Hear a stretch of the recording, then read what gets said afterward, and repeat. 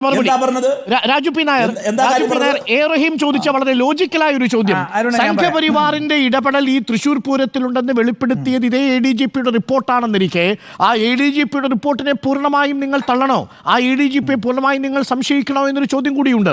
Report പഠിക്കട്ടെ, അന്വേഷണം വരട്ടെ, അതിനുശേഷം തീരുമാനമെടുക്കും എന്നാണ് എ റഹീം പറയുന്നത്. അങ്ങനെയല്ലേ വേണ്ടതെന്നാണ് ചോദ്യം.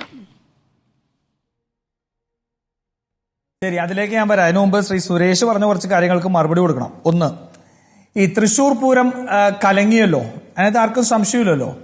തൃശൂർ പൂരം കലങ്ങിയതിനു ശേഷം തെരഞ്ഞെടുപ്പിന്റെ വോട്ടെണ്ണൽ തീരുന്ന നിമിഷം വരെ BJP തൃശൂർ ഉയർത്തിയ ആരോപണങ്ങൾ മുഴുവൻ എങ്ങനെയാണ് തെരഞ്ഞെടുപ്പ് കഴിഞ്ഞപ്പോൾ കെട്ടുപോയത്?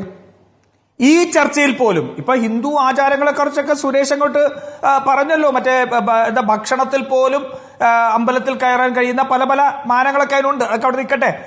അങ്ങനെയുള്ള BJPക്ക് എന്തുകൊണ്ടാണ് തൃശൂർ പൂരത്തിൽ ഉണ്ടായ ഗൂഢാലോചന അന്വേഷിക്കപ്പെടണം എന്ന നിലപാടില്ലാത്തത്? ഈ നേരം വരെ തെരഞ്ഞെടുപ്പിന് ശേഷം ഉണ്ടായില്ലല്ലോ. ഞങ്ങൾ 28-ാം തീയതി തൃശൂർ വലിയ യോഗം വിളിച്ചത് ആവശ്യപ്പെട്ടു. BJP ഇതുവരെ പറഞ്ഞിട്ടില്ലല്ലോ. ശബരിമലയിലെ സുവർണാവസരം മറ്റൊന്നായിരുന്നെങ്കിൽ തൃശ്ശൂരെ സുവർണാവസരം ഉണ്ടാക്കി കൊടുത്തത് CPM ആണെന്നുള്ള ബോധ്യം കൊണ്ടല്ലേ. പിന്നെ സുരേഷ് മുരളീധരനെ കുറിച്ചൊക്കെ പറയാണ്. മുരളീധരൻ എടുക്കാച്ചെറുക്കാണ്. ഞാനൊരു കാര്യം പറയാം. സംഘപരിവാറിനെതിരായിട്ടുള്ള പോരാട്ടത്തിൽ മുരളീധരൻ ഞങ്ങളുടെ ഈ കുന്തമുനയാണ്. സംഘപരിവാറിനെ പരാജയപ്പെടുത്താൻ സ്വയം പരാജയപ്പെട്ടാണെങ്കിൽ പോലും സംഘപരിവാറിനെ 10 വോട്ട് കൂടുതൽ മേടിച്ച് പരാജയപ്പെടുത്താൻ ഞങ്ങളെ കൊണ്ടാവുമെങ്കിൽ അത് മുരളീധരൻ മാത്രമല്ല, കേരളത്തിലെ കോൺഗ്രസ്സുകാർ മുഴുവൻ ആ പണി ചെയ്യും. ഒരു സംശയവും വേണ്ട. അതവിടെ ഇരിക്കട്ടെ. പിന്നെ എടുക്കാച്ചെറുക്കാന്നാ പറഞ്ഞത്. ഈ പറഞ്ഞ ആള് 2011 പാറശാലയിൽ മത്സരിച്ചു. 10,100 ചില്ലാനം വോട്ടാണ് അന്ന് കിട്ടിയത്. മനസ്സിലായില്ലേ? പാറശാലയിൽ 2011 മത്സരിച്ചപ്പോ 3-ാം സ്ഥാനത്ത് കെട്ടിവെച്ച കാശ് പോയി 10,100 ചില്ലാനാണ്.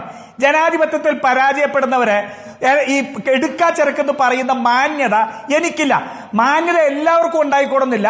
അത് ഓരോരുത്തരും ജീവിച്ചു വളർന്നു വന്ന സാഹചര്യത്തിനനുസരിച്ച് ഉണ്ടാവുന്ന കാര്യമാണ്. അതുകൊണ്ട് ഞാൻ എന്റെ മാന്യതയൊക്കെ പറയുള്ളൂ. 3-ാം സ്ഥാനത്തെത്തിയ BJPയുടെ സ്ഥാനാർത്ഥിയായിരുന്ന S സുരേഷ് എടുക്കാച്ചെറുക്കായിരുന്നില്ല. BJPയുടെ ആശയം പ്രതിഫലിപ്പിക്കുന്ന ജനാധിപത്യ സ്ഥാനാർത്ഥിയായിരുന്നു. പക്ഷെ ആ സ്ഥാനാർത്ഥിയെ കെട്ടിവെച്ച കാശ് കൊടുക്കാതെ പാറശാലയിലെ ജനം പരാജയപ്പെടുത്തി. പിന്നെ അദ്ദേഹം അതുകൊണ്ടായിരിക്കണം തെരഞ്ഞെടുപ്പിൽ മത്സരിച്ചിട്ടുണ്ടോ എന്ന് എനിക്കറിയില്ല. ഇതുവരെ ഞാൻ നോക്കിയിട്ട് അത് കണ്ടിട്ടില്ല. അതവിടെ നിൽക്കട്ടെ. മനസ്സിലായില്ലേ? പിന്നെ ഇപ്പൊ ഇവിടെ റഹീമും സുരേഷിനും ഒരേ ശബ്ദമാണ്. കോൺഗ്രസ് നിയോഗിച്ച അന്വേഷണ കമ്മീഷൻ എന്ത് കണ്ടു എന്നുള്ളതാണ് ആ ശബ്ദം. കോൺഗ്രസ് നിയോഗിച്ച അന്വേഷണ കമ്മീഷന്റെ ഏറ്റവും പ്രധാനപ്പെട്ടത് സംഘടനാ കാര്യങ്ങളെ കുറിച്ച് പഠിക്കാനായിരുന്നു. മനസ്സിലായില്ലേ? ആ റിപ്പോർട്ടിൽ തൃശൂർ പൂരം ഒരു ഘടകമായിരുന്നു കൃത്യമായിട്ട് പറഞ്ഞിട്ടുണ്ട്. ഞങ്ങളുടെ തെരഞ്ഞെടുപ്പിൽ സംഘടന പരാജയപ്പെട്ടെടുത്ത് സംഘടനാ കാര്യത്തിൽ എന്താണ് സംഭവിച്ചത് പരിചയപ്പെടാൻ കോൺഗ്രസ് സംഘടനാ കാര്യങ്ങൾക്ക് വേണ്ടിയാണ് വെച്ചത്. നിങ്ങൾ ജയിച്ച സ്ഥലത്ത്, ഇപ്പൊ ഞാൻ തൃപ്പൂണിത്തുറയിലായിരിക്കുന്നത്, സ്വരാജ് മത്സരിച്ച് തോറ്റപ്പോ നിങ്ങൾ ഒരു അന്വേഷണ കമ്മീഷൻ വെച്ച് കുറെ പേര് ഇവിടെ നിന്ന് പുറത്താക്കിയില്ലേ? ഇല്ലേ? അപ്പൊ നിങ്ങൾ എന്താ ചെയ്തത്? സംഘടനാ കാര്യങ്ങൾ അന്വേഷിച്ചത്, അല്ലാണ്ട് പൊതുവെ ജനങ്ങളെല്ലാം കൂടി ചെയ്തത് എന്താണെന്നാണോ അന്വേഷിച്ചത്? എന്തിനാ റഹീമേ ഈ പറയുന്നത്?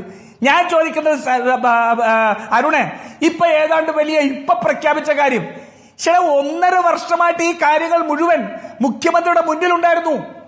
എന്തുകൊണ്ടാണ് VD സതീശൻ അത് ജനത്തോട് പറയുന്നത് വരെ ഈ മുഖ്യമന്ത്രിക്ക് തന്റെ ADGP RSSന്റെ ഏറ്റവും തീവ്ര നിലപാടുള്ള 2 നേതാക്കന്മാരെ കണ്ടത് പ്രശ്നമല്ലാതെയായിരുന്നത്? കാരണം ഇദ്ദേഹം പറഞ്ഞു വിട്ടതാണെന്നേ. ഇദ്ദേഹം പറഞ്ഞു വിട്ടതാ. തൃശൂർ പൂരം കേരളത്തിന്റെ സാമുദായിക അന്തരീക്ഷത്തെ തകർക്കുന്ന വലിയ ഗൂഢാലോചനയായിരുന്നു. ഇല്ലേ? ആ ഗൂഢാലോചന 6 മാസം കഴിഞ്ഞപ്പോഴാണോ ഇദ്ദേഹത്തിന് മനസ്സിലായത്? റഹീം ന്യായീകരിച്ച് അദ്ദേഹത്തെ അപമാനിക്കരുത്, അങ്ങനെ അപമാനിക്കരുത്. 6 മാസം കഴിഞ്ഞിട്ട് ഒരു തൃശൂർ പൂരം ഒരു സാമുദായിക സംഘർഷം ഉണ്ടാക്കാനുള്ള ഗൂഢനീക്കം പോലും അറിയാൻ കഴിയാതിരുന്ന മുഖ്യമന്ത്രിയാണ്. തനിക്ക് ഇന്റലിജൻസും ഇല്ല, മറ്റൊരു സംവിധാനവും ഇല്ല. ഞാൻ ശിവശങ്കർ പറഞ്ഞ പോലെ ടിഷ്യൂ പേപ്പറിന്റെ കീഴിൽ ഒപ്പിടുന്ന ആളാണെന്ന് പറയുകയാണെങ്കിൽ ആ പണി നിർത്തി ഇറങ്ങിപ്പോണം. ആ പണി നിർത്തി അങ്ങ് ഇറങ്ങിപ്പോണം. ഞാൻ ചോദിക്കട്ടെ, ADGPയുടെ സ്വത്തന്വേഷണം നടക്കുന്നു. അരുണെ, മൂക്കിന് കീഴിൽ കനകക്കുന്നിൽ ഇത്രയും കോടി രൂപയുടെ സ്ഥലം മേടിച്ചിട്ട് അത് അറിഞ്ഞാത്ത ഒരു മുഖ്യമന്ത്രിയാണ് ആ ആഭ്യന്തരത്തിന്റെ ചുമതലയാണെന്ന് പറഞ്ഞാൽ ഇതിനേക്കാൾ അങ്ങേരെ അപമാനിക്കണോ? അപമാനത്തിന് പാത്രമാണ് അദ്ദേഹം. കാരണം അത്ര പോലും കഴിവുകെട്ടവനാണെന്ന് പറയാണ്. കഴിവുകേടല്ല അരുണെ, ഇതിനെല്ലാത്തിനും പിണറായിയുടെ ആശീർവാദമുണ്ട്. ഞാൻ ചോദിക്കട്ടെ, ഈ പറഞ്ഞ ഏറ്റവും വലിയ ഇത് പറഞ്ഞല്ലോ, തൃശൂർ പൂരം അന്വേഷണം ADGP അജിത് കുമാർ നടത്തിയത് നമുക്കൊന്ന് സങ്കല്പിച്ചു നോക്കാം. ADGP അജിത് കുമാർ എന്ന് കമ്മീഷണറോട് ചോദിക്കുകയാണ് എങ്ങനെ തൃശൂർ പൂരം കലങ്ങി, എന്തായിരുന്നു സുരേഷ് കാക്കബീഗിലെ പാലിച്ച.